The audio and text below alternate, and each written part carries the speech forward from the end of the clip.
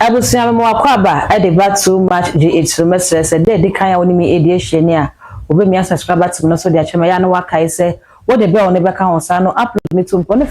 person ya won sa every kind we abusiam en ka prophet Gabriel Messi e wo menchen e wo ha ye ba bedi enkomo no e ye sunsum nkomo ye fa chairman wontimi e da fe ni e koso e wo NPP amanyeko no hontimi se wo bre no ka me ho ye kodifo ho nkoma na kwaba na fe ye fa ye nkomo no enhwehwe so Odifo mo akwaba. Yeah, na. Papa bibi aboko. Nyame adome ho ye pa. Nyame ase. Daddy, enne ya me no we kase ne memene. Yeah. NPP4 to wo mo regional executive election no. Okay. Na enra akopemu e wa Ashanti regional na enya asem keto akra. Chama wuntimi etitafo ene wo mo ye vigil night or candle. E de mpaye gina mu na enya asem keto akra wo mo ebo mpaye e de ama chairman wuntimi se ewie mu besakra ama ebia chairman betimi epia bonti fi say national election no wogina mu denden dia wakwa press obey national chairman e de ama party no ene na pese me bisa se wakoye sunsumu ni pay na ase ne nura amanfo no so candle ni ade na wo mo de bompa ama chairman wontimi no ebenya insunsanso bi ama ne han bi betimi ahwen ana Yo ye de nyakopo ase se ena so ma ba ye nchen ye stress o man ni de ni nya sama ye fankasa na fe too much GH so ahwefo ni mu etifo mu nyinchira amen do wase pa amen say the wase aka no empire body eye empire body timi sisa nyame adwene na say nyame fa empire body so tie nipa esufrenti de o maye no eye right so o maye na ye hwe ni sei ekwa ba na fa so aye bra no kopi ba bia wa kopi no no ansa na empire body na won mo bo no nyame betimi afa so edi ayi bibi okay se o mai mra na achi no ene se so fa ne o fa munum no dia ene ne mpaebo no nyame beti be se be adwuma de beche yes so mai mra na achi ne se bia wa ye mfumoso nti na mra ya hihya to no aso ni mu dia mpaebo no beti ma adwuma be de nye sesi ayo moye elections no okay no di ntumi nsisa ama no enye yi na ye hwe de ye bra no kura eko sebika fra ba bia anase state ya wakwa kuduri ebese ya charge ne se watu illegal mining ya e dey say insuo ne asase na say yemra ne ya hihye se bi obi say insuo na so obi say asase true illegal mining ne ya che no ne ya fa so a che no dia enka hu hia senka o baba kwa yesa mpa boy o makwa kwa yi hu hia odifo ebi chese se ne waka ne ebi ka ne mienu ebi se se eye galamsey no titiriw dia enka galamsey no sila yekoso aban ye otitiriw ni nkofo ye galamsey ni bi enti no kwan a omofa so de chama wontimi atumu no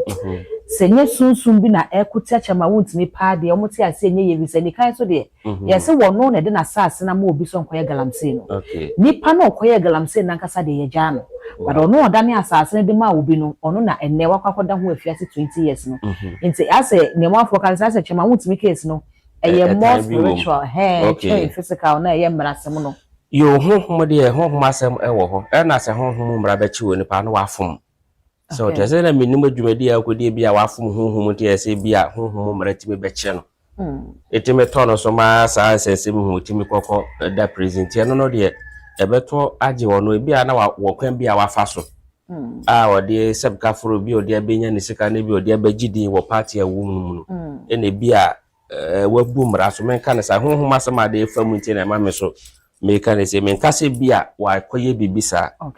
ne mo se bia wa ye bibisa na tesa na bia wabu ne mra so dia bibisa betimi ato na ma yi eno no de ohunu mu nim honhom no mo fa honhom kwan so ne mpaebo ne akwankyere so dia nyame adomo betimi afrim Senya ne sa na ye oman mra na ache no dia eno de ese o servo emra no na ye kan ne ye kan de etufo se enyo ono nko a se wo mo ka ho na so mo do so no matu sa galam se dia asase no ono kwa ne ye kwache no sa de no so de esusa so be bro man no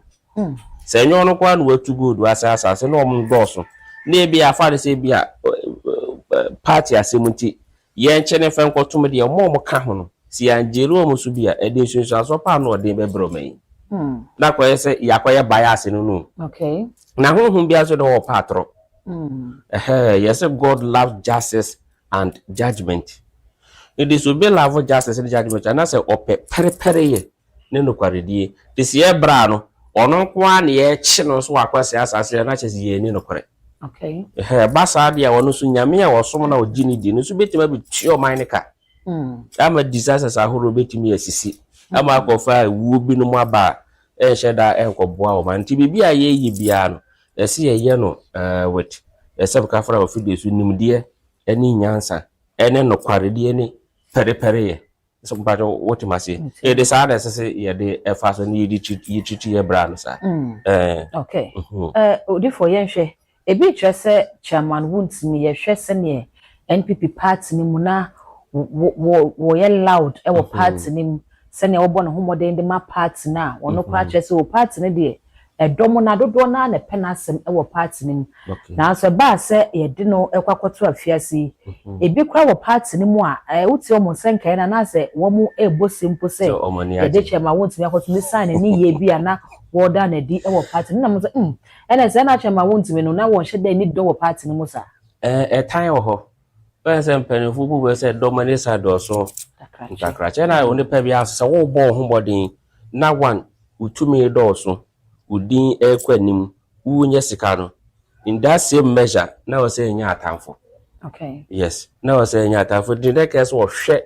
ye bra na kese hunu sa de na ko hwe na no kasa eyi na ko hunu se nia obetutu na na ma ye ka me akoye se dodo na fere so wetitia wo mo nan so nti ye fa kwan bi so ne bia ye fa ne ko hye bia ya wo hye ne silence ne engine tumi ye den infri ne sam se ne nyine mo kwa santi ene ya ye ne sade no so so no ani so aso be ba wo okay onyame odi na chibibu aten kwa na oti asase so mfunzo ni wa wo de oda no bia kaseti ade nyonko dawo e de se no de bia o mo fa so no mo de agina so se bia o mo be time wo party ni na ya fa kwan bi so wo kopi be bia kopi ro de ene no matter what in so aso be ba okay so in decided okay na odifo mo so ya kan say ye hwe chama wuntimi a se ne ka se wo ye loud wo party ni mu no ase ne political career no e yade a ekwa ni mu yie party no bebia wakwa hye no eye ewe bi a nyame na de ne kwa kosie ho akosiesie no kwan suruku bi so no asen yi na pie ama wababontin in a different level in a different form ayi ni mu na mana just obakwa ba be ye big a chance na first what here oh yeah very possible yeah possible so as a president ankasa no ni state no the idea the president is here for nkum ni pa na friends ni pa na mu ye the reform ni pa okay so what you say enti obeba no benya suehunu ni adesua bebra ne kasa no ebeba fam na sebka fa ni nimdie so ebedoso me kasa oni nimdie okay ba ni nimdie no ebedoso mo no ba be better person no kwa history mo kra politics mo madada the prison no mo pie ba ba gidin ba ya kese o so tasi ye papa run so no mo nyina hihie bi ne Ghana history ko politics no ma dodo no a ebi mo dada prison no ni ada kwa me kuma no mo nyina dada bi mo ni ade o de e basa na ma wonim de ankasa ni wonyansa no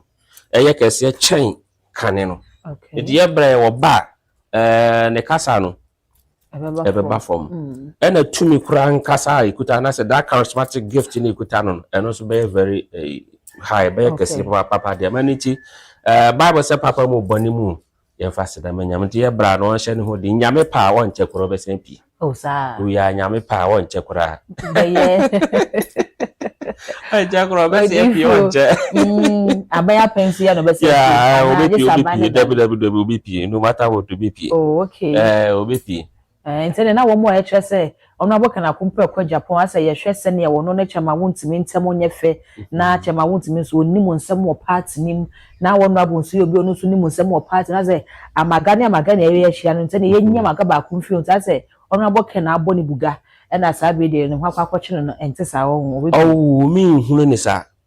As a politics there. It is a football ya boy you. Okay. Is it be a fast on the house? Na me no mu ni ye nuanom. Mare ba ko papa ba ko ba. Na wo bokotoko. Me so me bo house. Na ye de ka po ato so ni mi nu ye hia wo match ni de ni besi. Yes, obi aba. Obi aba che de bobre. The politics of the sanity o munye enemies. Nti me ye fem kwahye ye papa Kennedy say ono na wa ye bra no sa da bi. Ye mra no na so ye bra no na ni ni nti ye beka ye nka no in such a way say enkofa tan meto mo ntem say tan ba ye papa Kennedy ni chama wuntimi ntem nya MPP party ne kwa na be ha o. E be ha Ghana nyina. Kwan benzo. Yes, say ye papa Kennedy wa abusua. Chama wuntimi su wa abusua. E bia Kennedy abusua o relate no. Or the say wuntimi su abusua ni o su relate no. E di so mmie no nyina abusua na ye affected a was there a better. Many be hardly. Enti sanity, ye can ye can ye odorant yasi ni here. Ye can manja, and your monkwana your my dear Wobaha ye in a man unipia. Okay. It is some cry a becker on the subcavas young Kenyans as my back in a bone near Ken someone. A betty and temper saying, yen I say, mine. So what has it? They decided to see in a year now to be ever. To me, and fair time or two. Ye papa Kennedy wound to me and tell me a banisa. MPP no ankasa be say e na Ghana ni Nigeria kwa be say NDC kura so be say esa so mo so hia strong opposition as opponent ya o betimi a show mo ti say o mo ya de enya o betimi akasa. Okay, so what you say ne po ma no draw mo timi kasa sa de be silence so mo nyina na kire say power na ko di ba ko fo asemu di ofe na obeye na me boa e di sana etie sana etie odi for wokasa NDC so kra be so fe ni ade na Ghana for sene asa NDC abanyi bayi ubia woni eye Reverend Doctor Wusu Bempa ebenya bia no na asa abanyi ene sa ni pano so enya ebize nanu ada Professor Wusu Bempa ebe ball IGP former IGP Dan Paradin abra abanyi ba afoforo ene obi sa na IGP oda so te hoda be na ebeyi no da be no beko anche na imam penin John Dramani Mahama ebo current IGP din a oyi former IGP ede ne free ho one chairman wuntimi so o montamo nye fekra ya na da kra be ka se chairman wuntimi de ne ka na ye $500,000 a wokoda ne ka na akoda ne atendidie ewo ni radio so ne ade chairman wuntimi so sabe bibia kwa question say aban Ghana for say obi a woni Prophet Nkuzu empowers bia sa aban we so ne wasem ne pese e kire se aban we ne hihye ye papa Prophet oh mimi hu ni sa say ye papa Prophet or you very influential okay na nyame sa na nyame adon ni tume so e won so na e ba politics mu nyame yi ni si ho a both parties no timi hye mu nkoma ni nyina e happen isa what ya se nti se bibi ikoso na enye no sususu betimi aka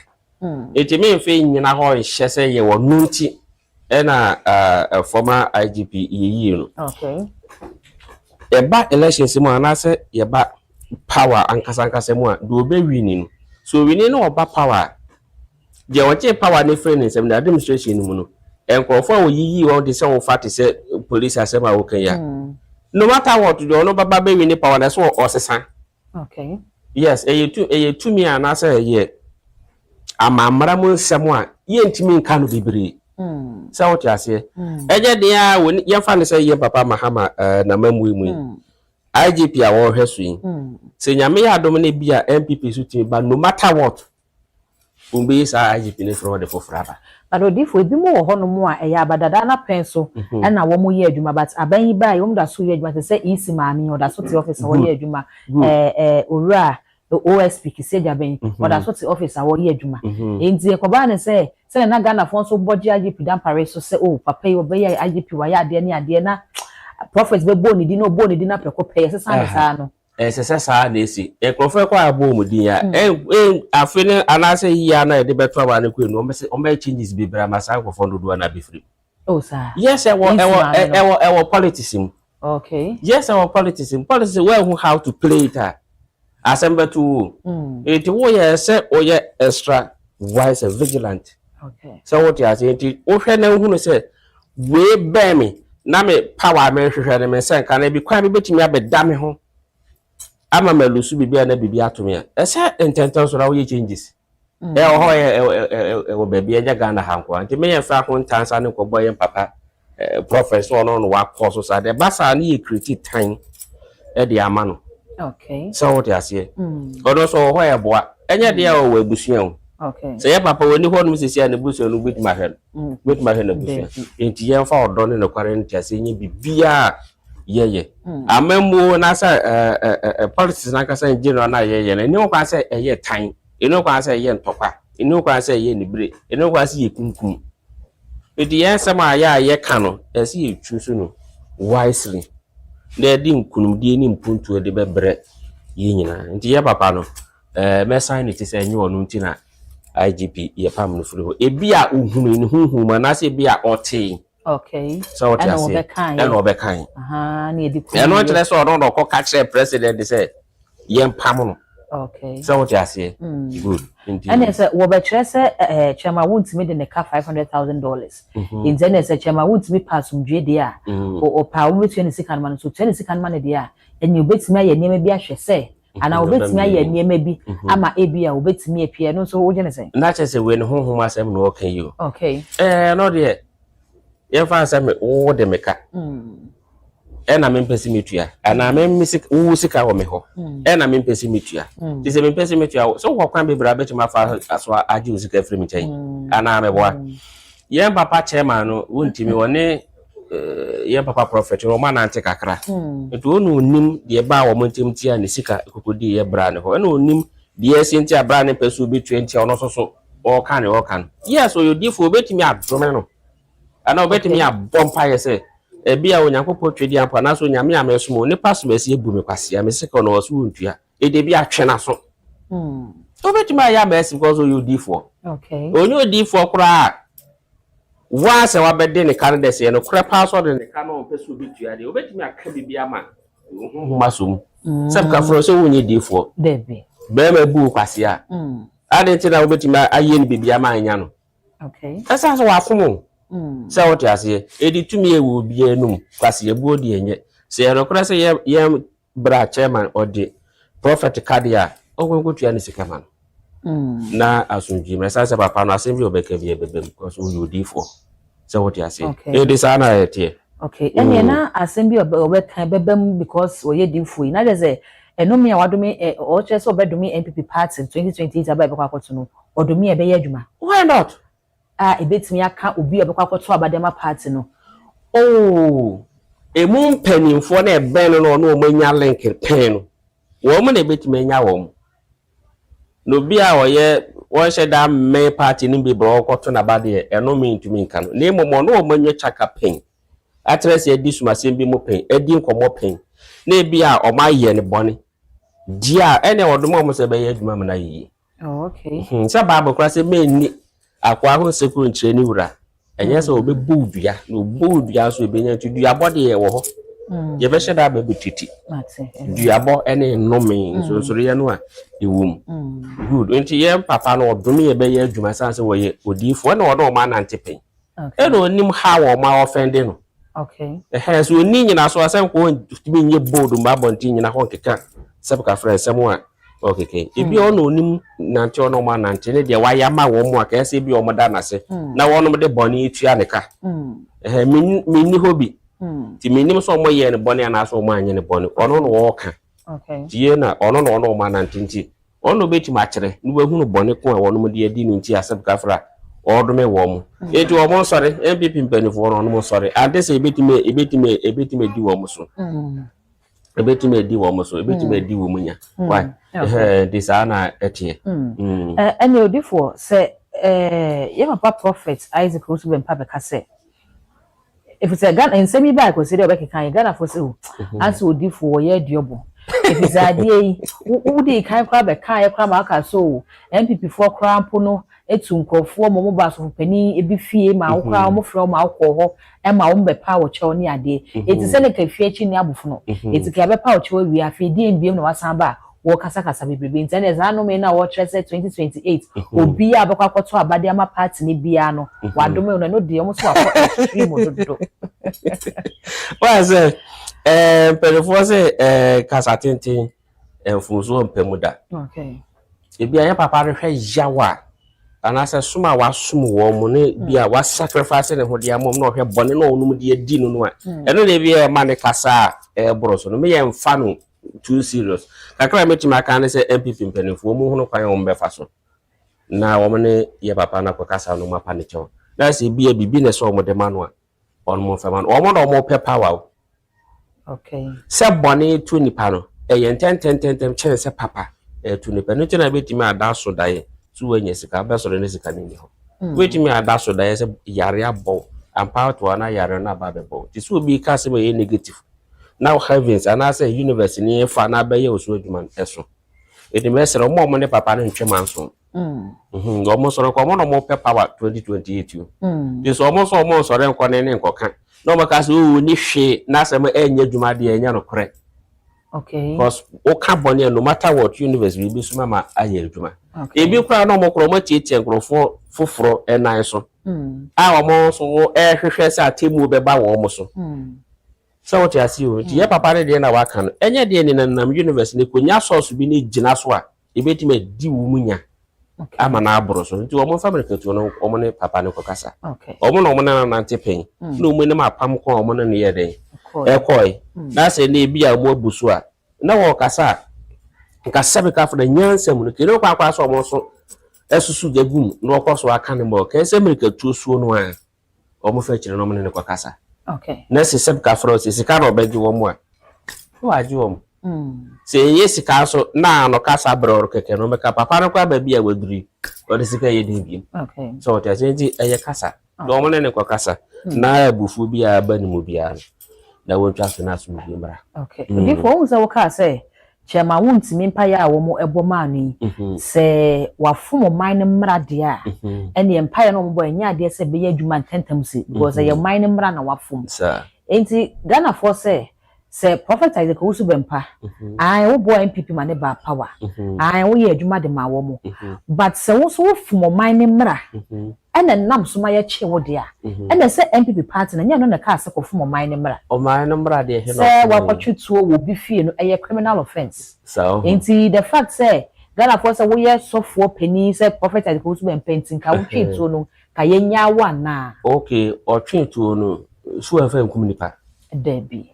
nti we asa wo ko boni ma ye wo degree okay ye woni ni this one ni this one the yen papa chairman wontimi ye no e ade affect o man ni nyina okay the yen papa Prophet Dr. Isaac Owusu bempa ye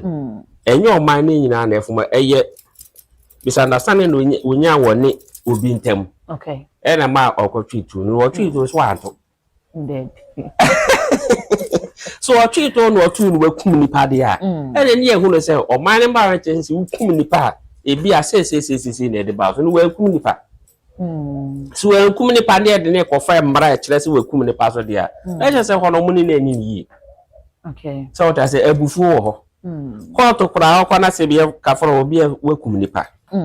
na akwakoto na ehunu wo nsam kan yi akwakoto no betimi agyawo kwase obabi o ho a obi betimi provoke wa ma abu afu abroso abu fubro so a obetimi yakum